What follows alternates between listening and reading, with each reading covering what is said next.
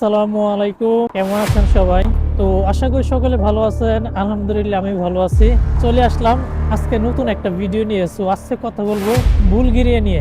তো আপনারা জানেন যে ইউরোপের সেনজেনের অন্যতম একটি কান্ট্রি হচ্ছে মূলত বুলগেরিয়া। তো বুলগেরিয়াতে কিন্তু এখন কিন্তু ইউরো চালু হয়ে গেছে।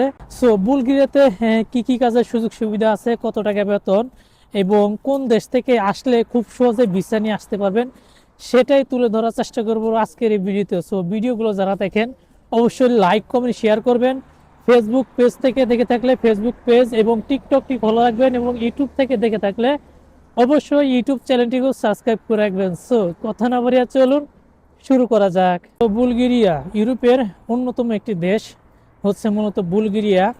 তো বুলগেরিয়াতে কিন্তু আমাদের বাংলাদেশিদের জন্য ভিসা এখনও অ্যাভেলেবেল চালু আছে।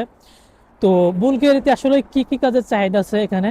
তো বুলগেরিয়াতে কিন্তু আপনার দেখা যায় এগ্রিকালচার, আপনার ওয়্যার হাউস এবং হচ্ছে আপনার ফার্মের কাজ এবং আপনার কৃষি এবং হচ্ছে আপনার গার্মেন্টস সেক্টরে কিন্তু চাহিদা কিন্তু ব্যাপক।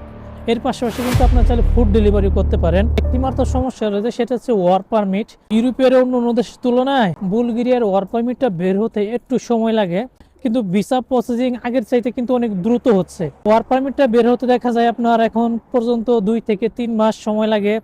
তো আগে এক সরকার ছিল জানেন, সেই সরকারের পতন হয়ে এখন নতুন এক সরকার দেখা যায় নির্বাচিত হয়ে এখন দেশ পরিচালনা করতেছে। এই জন্য সরকার চেঞ্জ হওয়ার কারণেও এখন দেখা যাচ্ছে যে বুলগেরিয়াতে ওয়ার্ক পারমিট হওয়ার অনেক কিছু নিয়ম আপনার পরিবর্তন হয়ে গেছে।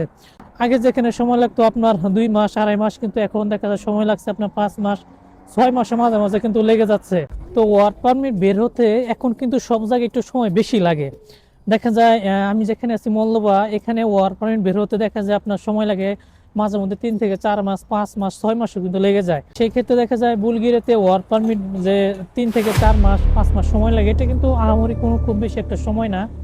এখানে যদি কোম্পানি চায় খুব দ্রুত হবে কাজ করার জন্য, তাহলে কিন্তু খুব দ্রুত ওয়ার্ক পারমিটটা বের করা সম্ভব। অনেকেই বলতে পারেন যে ভাই বুলগেরিয়াতে বেতন কত হতে পারে? তো দেখেন, বুলগেরিয়া কিন্তু আপনার সেনজেন একটা কান্ট্রি, যেটা হচ্ছে রোমানিয়া এবং বুলগেরিয়া একই সাথে তারা সেনজেনে প্রবেশ করেছে। তো বুলগেরিয়াতে আগে মূলত বেতন ছিল আপনার 550 ইউরো, এটা সর্বনিম্ন বেতন। কিন্তু এখন সেই বেতন বৃদ্ধি করে 650 ইউরোতে দাঁড়িয়েছে। 8 ঘন্টার ডিউটি, সপ্তাহে 2 দিন বন্ধ। তো আসলেই আরেকটা বিষয় আমি আপনাদেরকে বলে রাখি, সেটা হচ্ছে বুলগেরিয়াতে কিন্তু আগে নিজস্ব মুদ্রায় কিন্তু তারা লেনদেন করতো, কিন্তু এখন কিন্তু জানুয়ারি মাসের 2 তারিখের পর থেকে বুলগেরিয়াতে কিন্তু এখন ইউরো চলতেছে। ইউরো তো আগেও চলতো, কিন্তু এখন ব্যবসা বাণিজ্য প্রতিষ্ঠান যা কিছু আছে সব কিছুতেই কিন্তু এখন থেকে ইউরোতে তারা লেনদেন করবে। অর্থাৎ বেতন, আপনার শপিং মল, কাঁচা বাজার যা কিছু আছে অল এভরিথিং মূলত আপনার ইউরোতে মূলত তারা লেনদেন করবে, ব্যবসা বাণিজ্য পরিচালনা করবে। তাদের যে বুলগেরিয়ান মুদ্রা আছে সেটা মূলত এখন থেকে আর চলবে না। তবে যা আছে বাজারে সেগুলোই চলবে, কিন্তু কন্টিনিউভাবে এখন থেকে আপনার বুলগেরিয়াতে মূলত ইউরো কারেন্সিটাই সবচেয়ে বেশি চলবে, এবং এটা কন্টিনিউ যেটা চালু হয়েছে এটা তার কখনো বন্ধ হবে না। কাজেই আপনারা যারা এখন ইউরোপে আসতে চান কম টাকায় কম বাজেটে, তো আপনারা কিন্তু চাইলে এখন বুলগেরিয়াতে একবার ট্রাই করতে পারেন। এখন যদি আপনারা আসেন, এখানে সুযোগ সুবিধাটা কি পাবেন? সুযোগ সুবিধাটা হচ্ছে যে এখানে বুলগেরিয়ার যে কোম্পানিগুলো আছে এরা কিন্তু সবসময় থাকার জায়গা দিয়ে থাকে, প্লাস খাবার খরচ নিজের, এটা সব জায়গায়। কিন্তু পাশাপাশি বুলগেরিয়ার যে কোম্পানিগুলো আছে এরা কিন্তু দুপুরের লাঞ্চ বিল আপনাদেরকে মূলত দিয়ে থাকবে। তো যেহেতু খাবার তাদের খাবার আপনি খেতে পারবেন না, এই জন্য আপনাকে রান্না করে খেতে হবে। এই জন্য দেখা যায় দুপুরের জন্য আপনার 4 ইউরোর মতো প্রতিদিনের লাঞ্চ বিল মূলত তারা আপনাকে দিয়ে থাকে, তারা আপনাকে দিবে। ট্যাক্স মূলত এটা কোম্পানি বহন করে। ইউরোপের সব জায়গাতেই ট্যাক্স কিন্তু আপনার বেতন থেকে কাটবে না। অর্থাৎ আপনি যদি 650 ইউরো স্যালারি পান, পাশাপাশি খাবারের জন্য দেখা যায় 100 ইউরোর মতো পাবেন, টোটালি 750 ইউরো।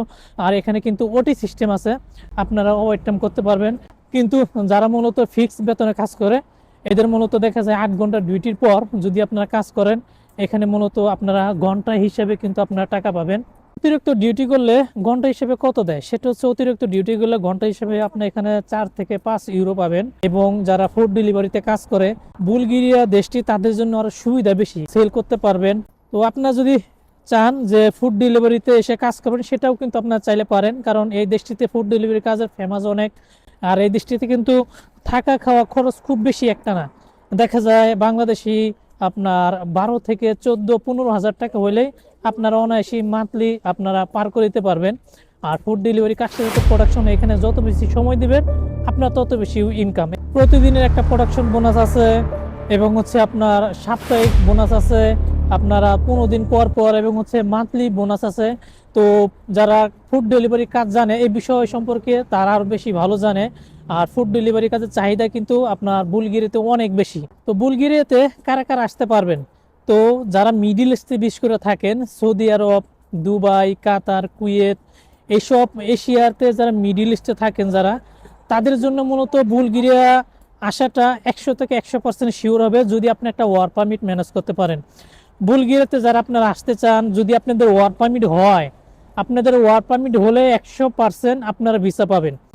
এই জন্য বাংলাদেশ থেকে আসলে সরাসরি আবেদন করে বুলগেরিয়াতে আসাটা অনেক কঠিন, অনেক টাফ।